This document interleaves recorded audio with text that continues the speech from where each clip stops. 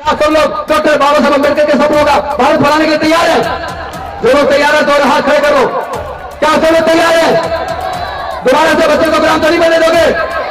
जय जय जय जय जय भीम। तो हम सब लोग डॉक्टर बाबा साहब अम्बेडकर के संविधान की कसम खा के ये संकल्प है, डॉक्टर बाबा साहब अम्बेडकर, हम तुम्हारे संविधान की कसम खाते हैं, हम तुम्हारे सपनों का भारत बनाएंगे, हम तुम्हारे सपनों का भारत बनाएंगे।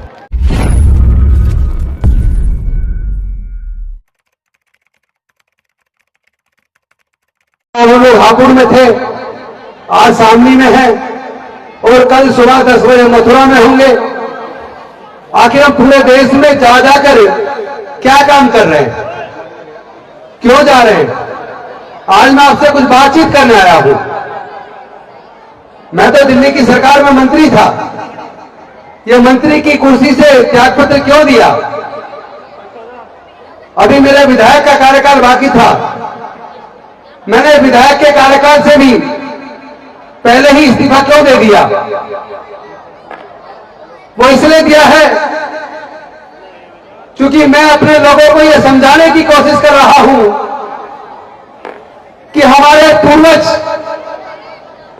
जिनको इस देश में अछूत के रूप में और सूत्रों के रूप में जाना जाता था, हमारे पूर्वज हजारों साल तक गुलाम क्यों रहे? हमारे समाज के लोगों के पढ़ने लिखने पर धार्मिक बंदिश क्यों थी? हमारे लोगों के व्यापार करने पर धार्मिक बंदिश क्यों थी? हमारे लोगों के संपत्ति रखने पर धार्मिक बंदिश क्यों थी? हमारे लोग खेत की जमीन के मालिक क्यों नहीं है? हमारे लोग व्यापारी क्यों नहीं बन पाए? हमारे लोग जमीन जायदाद के मालिक क्यों नहीं बन पाए? हमारे लोग स्कूल कॉलेजों के मालिक क्यों नहीं बन पाए? हमारे लोग कारखानों के फैक्ट्रियों के मालिक क्यों नहीं बन पाए? क्या इस बात पे चर्चा होनी चाहिए कि नहीं होनी चाहिए? हमारे लोग गुलाम क्यों रहे? हमारे लोग हजारों साल तक गुलाम क्यों रहे? हमारी बहन बेटियों की इज्जत क्यों की जाती थी? हमारे लोग अगर विरोध करते थे तो हमारी बस्तियां जला दी जाती थी। इसका कारण क्या था? और इस हजारों साल की गुलामी से हमें आजादी किसने दिलाई? और इस आजादी दिलाने में किस किसने कुर्बानी दी? क्या हमारे समाज के लोगों को ये जानकारी नहीं होनी चाहिए? जो लोग अपने समाज का इतिहास नहीं जानते, वो लोग कभी इतिहास नहीं बना सकते। आप लोग कम से कम जब कोई समाज के दुख दर्द पर चर्चा करने आए, समाज के इतिहास पर चिंतन करने आए, तो उसको ध्यान से सुनना चाहिए। क्योंकि अगर आप जानेंगे नहीं, अगर अपने बच्चों की आप भलाई चाहते हैं, क्योंकि सरकारों ने एक ऐसा षड्यंत्र कर दिया है कि आने वाले 15-20 साल के अंदर इस देश के तमाम दलित, पिछड़े, आदिवासी, अछूत, अल्पसंख्यक सब लोग दोबारा गुलाम बनने वाले हैं। जो मैं बात कर रहा हूं वो सोच विचार के कह रहा हूं। जो हालात सरकारों ने पैदा कर दिए, अगर हम लोग जागरूक नहीं हुए, अगर हम लोगों ने न्याय के लिए लड़ाई नहीं लड़ी, तो 15 से 20 सालों में हमारे लोग दोबारा से गुलाम हो जाएंगे। मैं आप सबसे पूछना चाहता हूं, क्या तुम चाहते हो तुम्हारे बच्चे गुलाम बने? नहीं चाहते ना? तो इस लड़ाई को लड़ना होगा। गुलामी के कारण क्या थे? आपको डॉक्टर बाबा साहब अम्बेडकर जी का संविधान से देश चल रहा है, लेकिन सबसे पहले बाबा साहेब के संविधान से पहले देश मनुस्मृति से चलता था। और उस मनुस्मृति में लिखा हुआ है, जो लोग शूद्र हैं, अछूत हैं, उन्हें पढ़ने का अधिकार नहीं है, उनको संपत्ति रखने का अधिकार नहीं है, उन्हें जमीन जायदाद का अधिकार नहीं है, उनको व्यापार करने का अधिकार नहीं है। उसी मनुस्मृति रूपी संविधान के चलते हमारे लोग हजारों साल तक पढ़ने लिखने से वंचित रहे, संपत्ति से, व्यापार से वंचित रहे। कई हजार साल तक वंचित रहने के बाद हमारे लोग लंबे समय तक गुलाम रहे। लेकिन ऐसे में फूले साहब, ज्योतिबराव फूले जी ने भारत के इतिहास को समझा। उन्होंने किताब लिखी गुलामगिरी। गुलामगिरी में उन्होंने बताया किस तरह हमारे लोग इस देश के मालिक थे, हमारे पूर्वज राजा महाराजा थे, राजा महाबली के वंशज हैं हम लोग। किस तरह छल कपट से उनकी हत्या करके पूरा राजपाट कर जाया। उसके बाद धीरे धीरे कैसे हमारे लोगों को गुलाम बनाया, कैसे हमारे लोगों के ज्ञान पर बंदिश लगा दी, पढ़ने पर बंदिश लगा दी। और ऐसे हालात में हजारों साल की गुलामी के बाद ज्योतिबा फूले जी ने समाज का अध्ययन किया, इतिहास को पढ़ा और वहां से हमारे समाज के आंदोलन की शुरुआत होती है। और उनके बाद डॉक्टर बाबा साहेब अम्बेडकर, आप सब जानते हैं उन्होंने भारत का केवल संविधान लिखा। ज्यादातर लोग यही जानते होंगे कि उन्होंने संविधान लिखा, लेकिन संविधान लिखने से अलग और क्या क्या काम किया ये बताएगा कौन आपको? आपको पता है जब वो छोटे से थे स्कूल में किस तरह का प्रताड़ना उन्होंने झेली, वो सारा इतिहास आप सुनते आए होंगे। मैं वो सारा नहीं बताऊंगा, लेकिन मैं आपको ये जरूर बताऊंगा कि डॉक्टर बाबा साहेब अम्बेडकर जब अमेरिका से कोलंबिया यूनिवर्सिटी से पढ़कर भारत वापस आए, उससे पहले वहां जाने के लिए, पढ़ाई के लिए पैसा नहीं था, तो सियाजी राव गायकवाड़ ने उनको वजीफा दिया पढ़ने के लिए। लेकिन वजीफा देते वक्त ये शर्त लगा दी कि तुम अमेरिका पढ़ने जा रहे हो कोलंबिया यूनिवर्सिटी, जब पढ़ के वापस आओगे तो मेरे राज्य में तुम्हें नौकरी करनी होगी। इस शर्त के तहत डॉक्टर बाबा साहेब अम्बेडकर को वजीफा दिया। 1913 में डॉक्टर बाबा साहेब अम्बेडकर अमेरिका की कोलंबिया यूनिवर्सिटी पढ़ने गए, लेकिन पढ़ने के बाद जब वापस आए और वजीफे की शर्त के मुताबिक 1917 में सियाजी राव गायकवाड़ के राज्य के अंदर, बड़ौदा के अंदर जब वो नौकरी करने गए और बड़े मुश्किल से एक पारसी धर्मशाला में एक कबाड़ वाले कमरे में डबल किराया देकर बड़ी मुश्किल से उन्हें वो कमरा किराए पे मिला। लेकिन आपको पता फिर क्या हुआ? जब वहां लोगों को पता लगा कि डॉक्टर अम्बेडकर नाम का महान जाति का छूत यहां रहता है, तो वहां सारे लोग इकट्ठे हो गए।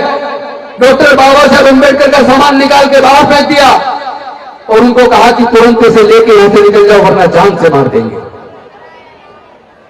अब डॉक्टर बाबा साहेब अम्बेडकर ने सोचा कि मेरे पास कोई विकल्प नहीं है, चलो मैं अपने घर वापस चलता हूं बॉम्बे। लेकिन वो रेलवे स्टेशन पहुंचे तो पता लगा अभी ट्रेन लेट है, ट्रेन 5 घंटे के बाद आएगी। तो वहीं सियाजी राव गायकवाड़ जी का एक पार्क था जिसका नाम था कामाटी बाग।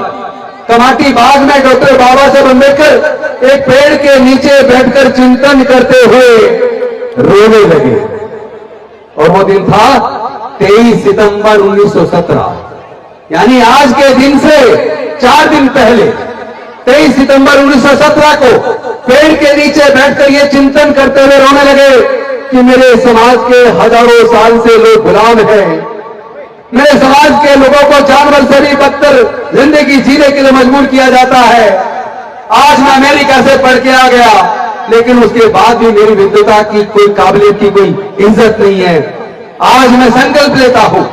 बाबा साहब ने चिंतन करते हुए रोते हुए पेड़ के नीचे 23 सितंबर 1917 को संकल्प लिया कि डॉक्टर बाबा साहब अम्बेडकर ने संकल्प लिया कि मैं अपना पूरा जीवन अपने दलित अछूत समाज को आजाद कराने में लगाऊंगा, और अगर ऐसा नहीं कर पाया तो मैं आत्महत्या कर लूंगा।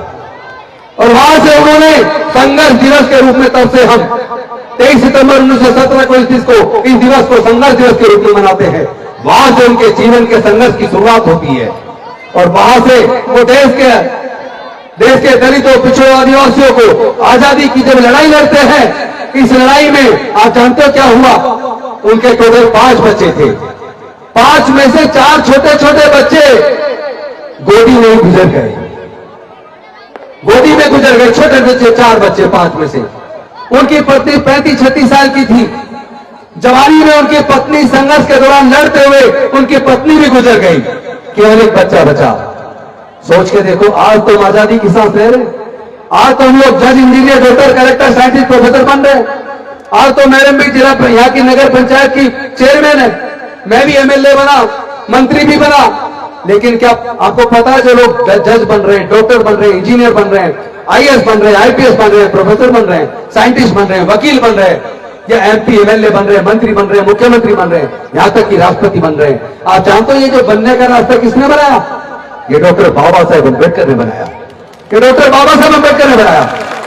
लेकिन इस रास्ते के बनाने के दौरान क्या आपको पता है कितनी बड़ी कुर्बानी दी है? अपने 5 में से छोटे छोटे 4 बच्चे गंवा दिए, अपनी जवान पत्नी माता रमाबाई को गंवा दिया। और उनकी इतनी कुर्बानी के बाद हमारे उन्होंने न केवल पढ़ने लिखने के रास्ते खोले, बल्कि शिक्षण संस्थानों में रिजर्वेशन की व्यवस्था करके हमारे आगे बढ़ने के रास्ते बनाए। उन्होंने सरकारी नौकरियों में रिजर्वेशन दिलवाकर हमारे लोगों को नौकरी में आने का रास्ता खोला। और उस रास्ते के खुलने से हमारे लोग डॉक्टर बने, इंजीनियर बने, साइंटिस्ट बने, प्रोफेसर बने, वकील बने, जज बने, आईएएस बने, आईपीएस बने। और उन्होंने राजनीति में भी रिजर्वेशन दिया। रिजर्वेशन मिला तो हमारे लोग ग्राम प्रधान बने, हमारे लोग निगम पार्षद बने, हमारे लोग एमएलए बने, हमारे लोग एमपी बने, हमारे लोग मंत्री बने, हमारे लोग मुख्यमंत्री बने, हमारे लोग उपराष्ट्रपति बने, हमारे लोग राष्ट्रपति बने। तो ये सारा जो कुछ हमें मिला है, हम जो कुछ भी बन पाए हैं, ये अकेले डॉक्टर बाबा साहेब अम्बेडकर की कुर्बानी की वजह से बने हैं, बाबा साहेब अम्बेडकर की कुर्बानी की वजह से बनी है। लेकिन मेरी पीड़ा क्या है? मैंने क्यों मंत्री पद से त्याग पत्र देकर, एमएलए के त्याग पत्र देकर मैं पूरे देश में लेके जम्मू कश्मीर से और केरल तक, उधर आसाम से लेकर गुजरात तक सारे राज्यों में लगातार क्यों जा रहा हूं? क्या कारण है उसका? उसका कारण एक है, मैं इस बात से चिंतित हूं कि सरकारों ने एक इतना बड़ा षड्यंत्र हमारे इन लोगों के साथ कर दिया। हमारे इन भोले भाले लोगों को फिर से गुलाम बनाने का षड्यंत्र कर दिया। क्योंकि जो रास्ता डॉक्टर बाबा साहेब अम्बेडकर ने खोला था, सरकारों ने षड्यंत्र के तहत वो रास्ता फिर से बंद कर दिया है। बंद कैसे किया है? क्या आप जानते हैं कैसे बंद किया? उन्होंने क्या किया? अब से 40 साल पहले सोचा कि जो लोग हजारों साल तक उनके गुलाम थे, जो कभी उनके सामने ऊंची आवाज में बात नहीं करते थे, जो उनके सामने कभी खाट के ऊपर नहीं बैठ सकते थे, कुर्सी पर नहीं बैठ सकते थे, आज वो समाज डॉक्टर बन रहा है, इंजीनियर बन रहा है, जज बन रहा है, कलेक्टर बन रहा है, साइंटिस्ट बन रहा है, प्रोफेसर बन रहा है। आज वो समाज सवाल पूछ रहा है, सत्ता से सवाल पूछ रहा है, ग्राम प्रधान बन रहा है, नीचे से लेकर राष्ट्रपति तक बन गया। ये बोलने की ताकत, सवाल पूछने की ताकत इस समाज में कहां से आई है? जब उन्होंने इस पर चिंतन शुरू किया तो उन्हें पता चला कि इनके जो ज्ञान के रास्ते बंद थे, जो इनके पढ़ने लिखने के रास्ते बंद थे, जो इनके नौकरियों के रास्ते बंद थे, जो इनके सत्ता के रास्ते बंद थे, ये डॉक्टर बाबा साहेब अम्बेडकर ने संविधान बनाकर इनके पढ़ने लिखने के रास्ते खोल दिए, इनके नौकरियों के रास्ते खोल दिए, इनके एमपी एमएलए बनने के रास्ते खोल दिए, इनके बड़े बड़े अफसर बनने के रास्ते खोल दिए। आज इसी समाज में से लोग कलेक्टर बन रहे हैं, इसी समाज में से बड़े से बड़ी कुर्सी पर पहुंच रहे हैं। उनको दर्द हो गया कि ये सवाल पूछने वाला समाज कैसे बना। तो उनको समझ आ गया कि डॉक्टर बाबा साहेब अम्बेडकर ने जो इनका रास्ता खोला है, ये पढ़ने की वजह से इनमें ज्ञान आया, पढ़ने की वजह से नौकरियां मिली, नौकरी की वजह से घर में पैसा आया, और जब पैसा भी आ गया, पढ़ने से ज्ञान भी आ गया, तो बोलना भी आ गया, सवाल पूछना भी आ गया, और अपने हक के लिए लड़ना भी आ गया। तो उन्होंने कहा कि इनके इस रास्ते को कैसे बंद करें, दोबारा से इनके पढ़ने लिखने के रास्ते को कैसे बंद करें। अब तो डॉक्टर बाबा साहेब अम्बेडकर ने संविधान में सबको एक वोट का अधिकार दे दिया। सरकार बनानी है तो वोट चाहिए, और वोट इसी समाज के पास ज्यादा है। वोट तो इन्हीं के पास है, तो कैसे रोके इनको? इनके सत्ता में जाने का, चुनाव लड़ने का रास्ता कैसे बंद करें? इनका सरकारी नौकरी में जाने का रास्ता कैसे बंद करें? तो वो डायरेक्ट तो नहीं कर सकते थे, लेकिन उन्होंने क्या किया? धीरे धीरे धीरे धीरे प्राइवेट स्कूल खोलने शुरू कर दिए। एक एक करके प्राइवेट स्कूल खुलते चले गए, खुलते चले गए।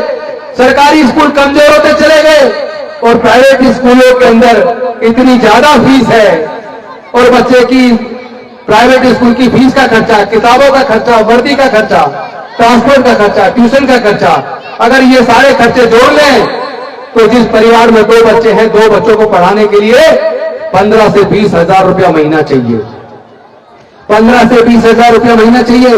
और हमारे समाज के लोग तो पूरा परिवार मिलके 5,000 से 20,000 रुपया महीना के बीच कमाता है।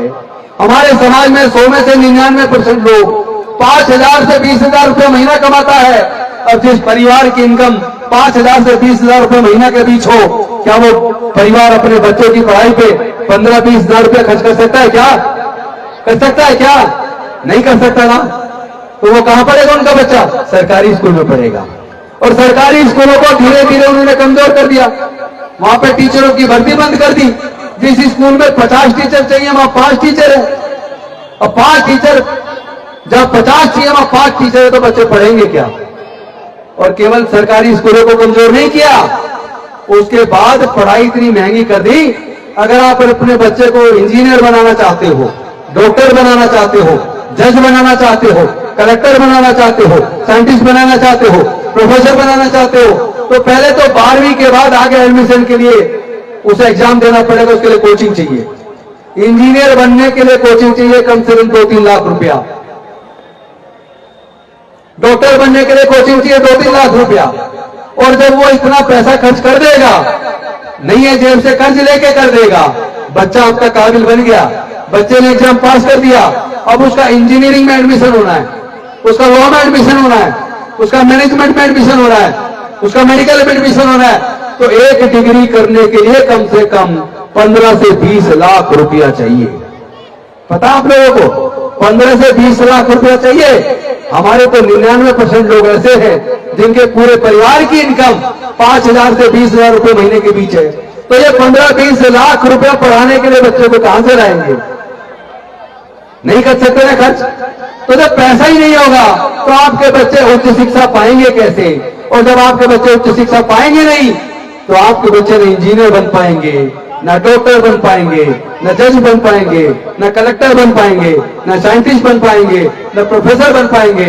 यानी कि आपके बच्चों से शिक्षा, इनडायरेक्ट तरीके से शिक्षा को इतना महंगा कर दिया कि आप अपने आप ही पढ़ाई छोड़ दो। आज आप देख रहे होंगे, पहले आपके गली मोहल्ले में भी काफी लोग सरकारी नौकरी में आ जाया करते थे, लेकिन अब तो उन्होंने क्या किया, जहां जहां ज्यादा नौकरी लगती थी वो सारा संस्थान बेच दिए। ज्यादा नौकरी लगती थी रेलवे में, आधे से ज्यादा रेलवे बेच दिया। ज्यादा नौकरी लगती थी पीएनटी में, पोस्ट एंड टेलीग्राम में, पोस्ट एंड टेलीग्राम खत्म कर दिया। नौकरी लगती थी एमटीएनएल बीएसएनएल में, एमटीएनएल बीएसएनएल बेच दिया। ज्यादा नौकरी लगती थी पेट्रोलियम में, गैस कंपनियों में, वो बेच दिए। ज्यादातर नौकरी लगती थी बैंकों में, इंश्योरेंस कंपनी में, वो बेच दी। यानी धीरे धीरे जहां सरकारी नौकरी में आते थे वो सारी सरकारी संस्थान भारत की सरकारों ने बेच दिए, और जो बिक गया, प्राइवेट हो गया, वहां आपकी नौकरी खत्म हो गई। यहां तक कि जो चपरासी लग जाते थे, केंद्र सरकार ने आउटसोर्स कर दिया, ठेके पे दे दिया। अब ठेकेदार के द्वारा सफाई कर्मचारी की भर्ती, चपरासी की भर्ती, पानी पिलाने वाले की भर्ती अब सरकारी नौकरी नहीं लगती, ठेके पे लगती है प्राइवेट। और ठेकेदार उनका 60% पैसा होने देता है, 40% खा जाता है। अगर उसकी तनख्वाह 12,000 है, 12,000 में से उसको देगा 8,000 और 4,000 खा जाएगा। अब जिसको 8,000 मिल रहे हैं, अब वो 8,000 में अपना घर चलाएगा, या बच्चे को पढ़ाएगा, या बच्चों को दवाई दिलवाएगा। यानी कि आप अगर मेरी बात से सहमत हैं, क्या बच्चे पढ़ाई कर पाएंगे अगर पैसा नहीं होगा? तो पैसा तो है नहीं, 99% से तो पैसा वैसे ही उनका छीन लिया। तो जब पैसा नहीं होगा, बच्चे पढ़ ही नहीं पाएंगे, तो फिर नौकरी में भी नहीं आएंगे। और जो पढ़ नहीं पाएगा वो क्या बनेगा? मजदूर बनेगा। और जो मजदूर बनेगा वो क्या बनेगा? मजबूर हो जाएगा। जो मजबूर हो जाएगा वो गुलाम हो जाएगा। और यही स्थिति केवल अनुसूचित जाति जनजाति के साथ नहीं है, पिछड़े वर्गों के और माइनॉरिटीज के भी 98% लोग ये 15-20 लाख रुपए का हायर एजुकेशन का खर्चा नहीं उठा सकते। यहां तक कि जो स्वर्ण जाति के लोग हैं उसमें भी 70-80% लोग ये 15-20 लाख रुपए का खर्चा नहीं उठा सकते। इसका मतलब पूरे देश के अंदर केवल कुछ पूंजीपति, केवल पैसे वाले लोग देश के सारे संसाधनों पे काबिज हो जाएंगे। मैं आप सबसे पूछना चाहता हूं, ये जो खेत की जमीन है, क्या कोई अपनी मां के पेट से लेके पैदा हुआ है? तो कुछ ही लोग खेत के जमीन के मालिक क्यों है? हमारा हक कहां है? हमारा हक किसने खाया है? देश की सारी संपत्ति का मालिक देश होना चाहिए, सरकार होनी चाहिए। और उसमें जब देश की सरकार दे तो सबको बराबर बराबर दे। मैं आपसे पूछना चाहता हूं, अगर आपके दो बच्चे हों और आप अपनी प्रॉपर्टी बांटें, तो दोनों बच्चों में बराबर बांटोगे कि नहीं बांटोगे? बांटोगे ना। अगर आपने एक को ज्यादा दे दी, एक को कम दे दी, तो जिस बच्चे को कम देगी वो तुम्हारा दुश्मन हो जाएगा। वो तुमसे बात नहीं करेगा, तुमसे नफरत करेगा। लेकिन हमारे तो भारत के अंदर 90% लोगों को कुछ दिया ही नहीं, 10% लोग सब कुछ कब्जा के बैठ गए। भारत के अंदर 10% लोग 90% का मालिक है। देश के 90% धन संपदा का मालिक केवल 10% लोग हैं, और बाकी के जो 90% लोग हैं वो बेचारे गरीब हैं, गुलाम हैं, असहाय हैं। सरकार तुम चुनते हो, लेकिन सरकार काम करती है पैसे वालों के लिए। जब तुम्हारे पास ना पढ़ाई बचेगी, ना तुम इलाज करा पाओगे, तो आप मजबूर हो जाओगे, तो मजबूर हो जाओगे, मजबूर हो जाओगे तो गुलाम हो जाओगे। इसलिए मेरी चिंता बढ़ गई है कि अगर इसी तेजी से महंगाई बढ़ती रही, चूंकि रोजगार तो खत्म हो गए और महंगाई बढ़ रही है, और वो सरकारें जो सत्ता में ये कह के आई थी बहुत हुई महंगाई की मार, अब की बार मोदी सरकार, अच्छे दिन आने वाले हैं, सबका अकाउंट में 15-15 लाख आने वाले हैं। कुछ आया क्या? अच्छे दिन आए क्या? क्यों बुरे आ गए? बुरे आ गए ना, तो ऐसी सरकारों को जवाब देना पड़ेगा। सरकार किसी भी पार्टी की हो, मुझे पार्टी से मतलब नहीं है, मुझे मतलब है मेरे इस दलित समाज से, मेरे आदिवासी समाज से, मेरे पिछड़े वर्ग के लोगों से, मेरे माइनॉरिटी के लोगों से। क्योंकि जाति और धर्म के नाम पर जो लोग उन्माद करते हैं, दंगे करते हैं, वो तो आराम से बैठे हैं, कुछ नहीं हो रहा। सारा दुख, सारी तकलीफ हमारे समाज के लिए। मैं आप सबसे पूछना चाहता हूं, आपने कभी देखा जो कावड़ लेने जाता है, कौन जाता है? आपको गरीब परिवारों के बच्चे मिलेंगे, SC ST OBC के बच्चे मिलेंगे कावड़ लेने जाते हुए। आपने किसी IAS के बच्चे को देखा? किसी अफसर के बच्चे को देखा कावड़ लेने जाते हुए? किसी पूंजीपति के बच्चे को देखा कावड़ लेने जाते हुए? किसी नेता के बच्चे को देखा कावड़ लेने जाते हुए? जब वो अमीरों के बच्चे नहीं जाते, अफसरों के बच्चे नहीं जाते, नेताओं के बच्चे नहीं जाते, पूंजीपतियों के बच्चे नहीं जाते, तो तुम गरीब गरबा अपने बच्चों को ऐसी जगह क्यों भेजते हो? अंधविश्वास, पाखंडवाद ये हमारे समाज का दुश्मन है। अंधविश्वास, पाखंडवाद हमारे समाज का दुश्मन है। जब तक आप अंधविश्वास, पाखंडवाद को नहीं छोड़ोगे, जब तक डॉक्टर बाबा साहब अम्बेडकर की बात को नहीं मानोगे, तब तक तुम्हारा कल्याण होने वाला नहीं है। आप सब लोग कहते हैं बाबा साहब अम्बेडकर को मानते हैं, जगह जगह बाबा साहब अम्बेडकर की मूर्तियां लगा दी। मैं पूछना चाहता हूं, अगर आपने ढंग से पढ़ा हो तो जो तथागत बुद्ध का जो विचारधारा थी, जो उनकी शिक्षाएं थी, वही शिक्षाएं यूं की यूं ही वही संत गुरु रविदास जी की थी। उनको भी पेंट करने की कोशिश की। वही शिक्षाएं डॉक्टर बाबा साहब अम्बेडकर उन्होंने शिक्षा पे चल के हमारे विकास का रास्ता बना के गए, हमारे बच्चों को गुलामी से आजाद करा के गए।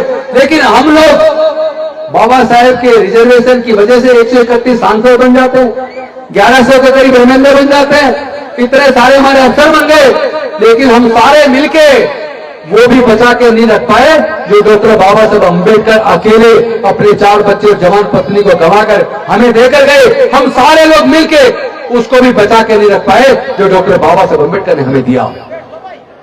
मैं पूछना चाहता हूं, तो क्या ये बाबा साहब अम्बेडकर के साथ गद्दारी नहीं है? जो लोग उनकी वजह से संसद में बैठे हैं, उनकी वजह से विधानसभा में बैठे हैं, क्या उनकी कोई समाज के प्रति जिम्मेदारी नहीं है? अगर समाज के ऊपर जुल्म होता है तो क्या उनको संसद के अंदर, विधानसभा के अंदर समाज के लिए लड़ना नहीं चाहिए? अगर वो नहीं लड़ सकते तो फिर ऐसी कुर्सियों को उन्हें छोड़ देना चाहिए।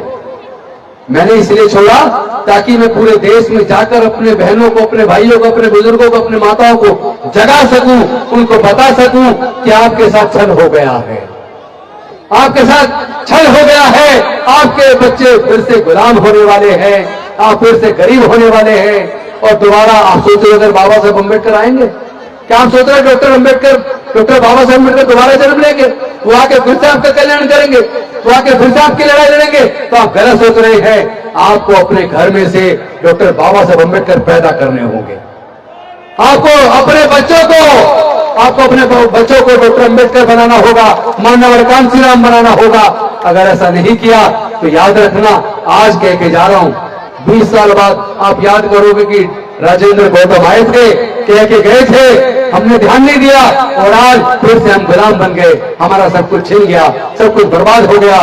इसलिए इससे पहले कि वो स्थिति आए, क्योंकि बाबा साहब नहीं आएंगे, आपको खुद डॉक्टर अम्बेडकर बनना पड़ेगा, आपको खुद कांशीराम बनना पड़ेगा, आपको कुर्बानी देनी होगी। बिना कुर्बानी के कभी आपका हक मिलने वाला नहीं है। इस लड़ाई को लड़ने के लिए हम लोग मैदान में उतर चुके हैं, हम लोग मैदान में उतर चुके हैं। जो भी कुछ करना पड़ा हम करेंगे, अगर हमें अपनी जान की कुर्बानी भी देनी पड़ी तो देंगे, लेकिन अपने आने वाले बच्चों को फिर से हम गुलाम नहीं बनने देंगे। हम आपकी लड़ाई को लड़ेंगे, हम लड़ाई को लड़ेंगे भी और जीतेंगे भी। डॉक्टर बाबा साहब अम्बेडकर हमें बुद्ध का धम्म देकर गए। हमने संकल्प लिया था कि डॉक्टर बाबा साहब अम्बेडकर, आपने 14 अक्टूबर 1956 को बौद्ध धर्म की दीक्षा ली और तुमने कहा था मैं भारत को बौद्ध न करी, मैं भारत को बौद्ध न करूंगा। लेकिन तुम तो उसके बाद डॉक्टर बाबा साहब अम्बेडकर तो 1 महीना 22 दिन बाद उनकी डेथ हो गई, महापरिनिर्वाण निर्माण को प्राप्त हो गए। अब ये जिम्मेदारी डॉक्टर बाबा साहब अम्बेडकर जी के संकल्प को पूरा करने की, उनके सपनों को पूरा करने की जिम्मेदारी है। जितने युवा खड़े हैं, मैं खुद और मेरे सारे युवा साथी, आपकी सबकी जिम्मेदारी है कि आप सब लोग डॉक्टर बाबा साहब अम्बेडकर के सपनों का भारत बनाने के लिए तैयार हैं। जो लोग तैयार है तो हाथ खड़े करो। क्या आप सब लोग तैयार है? दोबारा से बच्चों को गुलाम तो नहीं बनने दोगे? जय जय जय जय जय भीम, जय जय जय जय जय भीम, जय जय जय जय जय भीम। साथियों, इन सरकारों की ईंट से ईंट बजानी होगी, इन सरकारों की ईंट से ईंट बजानी होगी, लेकिन हम अपनी लड़ाई संविधान के तरीके से लड़ेंगे।